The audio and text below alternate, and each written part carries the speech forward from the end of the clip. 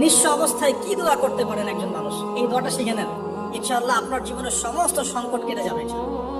আমি নিজেও দোয়াটা বেশি বেশি করার চেষ্টা করি। দোয়াটা হচ্ছে, মুসা আলাইহিস সালাম একটা গাছের নিচে হেলান দিয়ে বসলেন, বসে দেখলেন দুইজন মেয়ে দাঁড়িয়ে আছে দূরে, পানি নিতে পারছে না। লোকজন পানি নিয়ে যাচ্ছে, ওরা দাঁড়িয়ে আছে বেচারি। মুসা আলাইহিস সালাম গিয়ে বললেন, কি সমস্যা আপনাদের? এটা নিয়ে আপনারা আবার মেয়েদের সাথে কথা বলার চেষ্টা করেন। মাহারাম দায়রা মাহারাম মেনে চলে। তারা বললো যে আমাদের বাবা অনেক বৃদ্ধ মানুষ, আমরা পানি নিতে পারি না যতক্ষণ না আমাদের কম পানি নিয়ে চলে যায়। মুসা আলাইহিস সালাম তত একটু বললাম না, ফিজিক্যালি খুব স্ট্রং ছিলেন, থাকে না বডি বিল্ডার, সামনে গিয়ে কথা বলে সরব পানি নিতে দাও, তখন মানুষ একটু মূল্যায়ন করে না। তো মুসা আলাইহিস সালাম এভাবে পানি নিয়ে দিলেন এবং বাছুরদেরকে পানি পান করালেন, করিয়ে গাছের নিচে এসে বসে আছেন।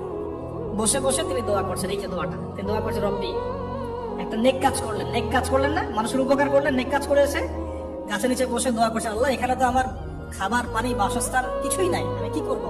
রব্বি ইন্নী লিমা আনজালতা ইলাইয়া মিন খায়রিন ফাকির। রব্বি ইন্নী লিমা আনজালতা ইলাইয়া মিন খায়রিন ফাকির। আবার বলেন, রব্বি ইন্নী লিমা আনজালতা ইলাইয়া মিন খায়রিন ফাকির। অর্থ হচ্ছে, হে আল্লাহ, তুমি তোমার পক্ষ থেকে আমার উপরে যে নিয়ামত গুলো দিবে, আমি এর জন্য ফকির হয়ে বসে আছি। অর্থ বুঝে পড়বেন ভাই, নামাজ রোজা হজ জাকাত যাই করেন আল্লাহর ওয়াস্তে অর্থ বুঝে পড়বেন।